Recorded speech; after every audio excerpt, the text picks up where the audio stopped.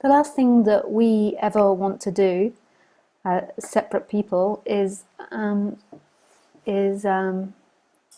allow what's happening to actually happen. And it's not like you can, it's not like the separate person can, but it always wants to be able to control and drive the dream bus.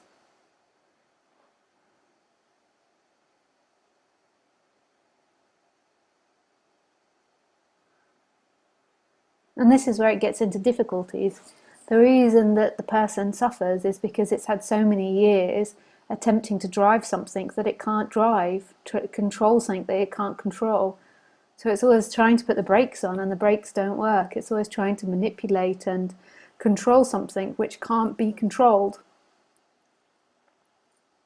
And it's always taking in everything for itself.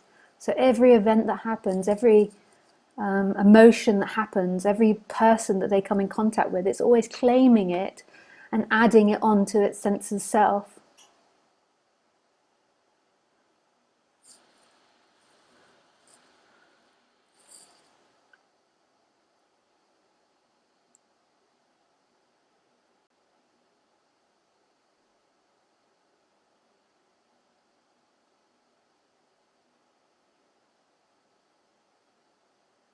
So each story gets sucked in and made into an entity.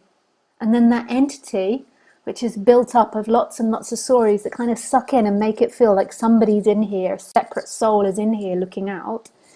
And then that separate entity is always trying to get life to match up with its image of itself and its image of how the world should be. And it's impossible because the world is the way it is, life is the way it is, and then there's this person with an image of the way it should be. And it's never going to work. And it's happening so automatically and so quickly, this constant taking in everything for you.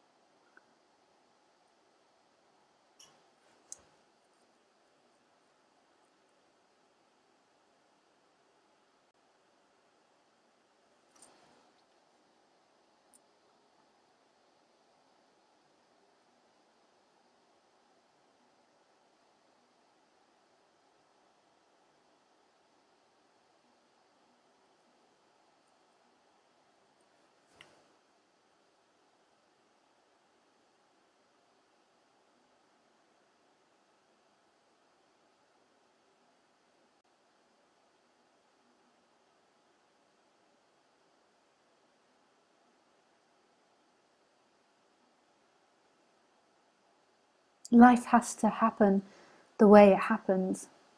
It can't be anything else than what's happening. I'm not talking about passivity, and I'm not talking about becoming the perfect person. You know, I see so much stuff on Facebook which is implying that you have to get rid of any negativity to be enlightened, and that's not enlightenment. Enlightenment is all colours of life, all shades of life. It's the negative and the positive. It's everything that's happening. What happens though is there is a movement from being that person. So the person still plays out with its tendencies, it still follows its patterns, even though they'll be greatly reduced. But there's a movement to that stillness. Who you are is that stillness. You're not a person that's moving in time. The person's doing its dance. And you'll endlessly try to be a perfect person. You'll endlessly try to be enlightened. And the reason that you want to be a perfect person and have no negative emotions or feelings is because you believe that will bring you completion, but it won't. Completion is right here. It's that presence that's never left. We can work on the effects of being separate and what people get tangled in and all their knots they get tangled in, but it's not about becoming perfect. It's not about fixing yourself. You are this stillness that's right here. It's a movement back to that. And sometimes there has to be fixing the self and understanding the personality to an extent in order for that movement to happen. But don't look to be a perfect human. As a human, you have to be yourself, which is going to be imperfect and perfect simultaneously. Because if we're describing it in dualistic language, then it's always going to be able to contain both.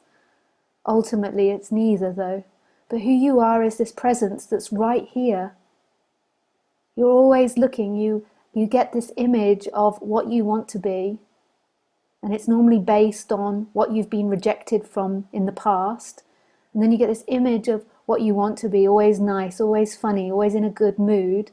And then you have that image and you always try to live up to that image, but that's the suffering. You are this, whatever this body is. It's a total collapsing into whatever is happening, not an avoidance of what's happening. And this is the love. It's total forgiveness of yourself and everyone.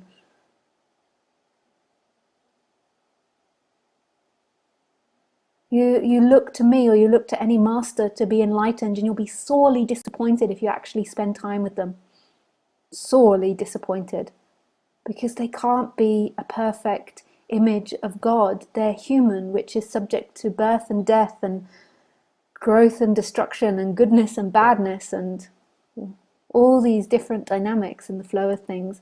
But that's not who you are. And that's not the God you actually seek, a perfect human. What you're actually seeking is that boundlessness, is that knowing that's right here, that's always present. While you have any image of what you have to be, what enlightenment is, what you should be, you'll be living in that daydream of yourself. Let it all go. It doesn't matter. None of these spiritual talks that you've ever listened to matter. What matter is now, is what's happening, is the intimacy of what's happening.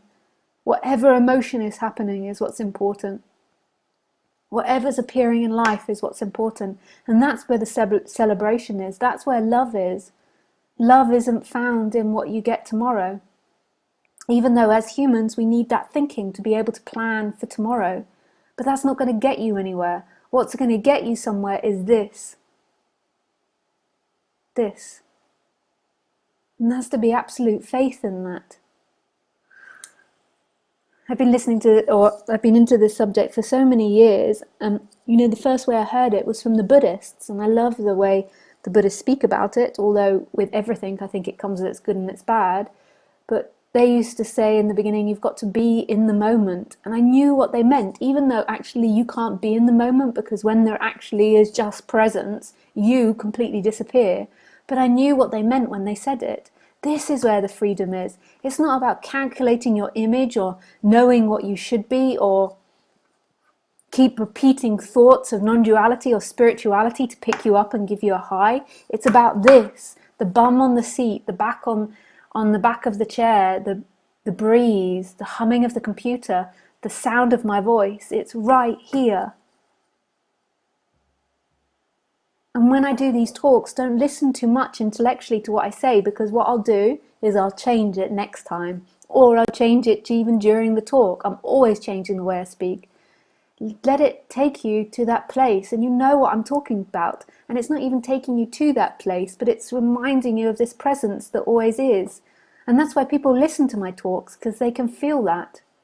This isn't about giving you some new positive concept of, yes, you can do it, you are great, you're going to free yourself, blah, blah, blah. This is a reminding of this. We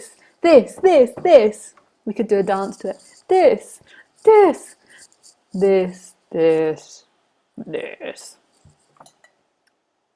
It's so exciting.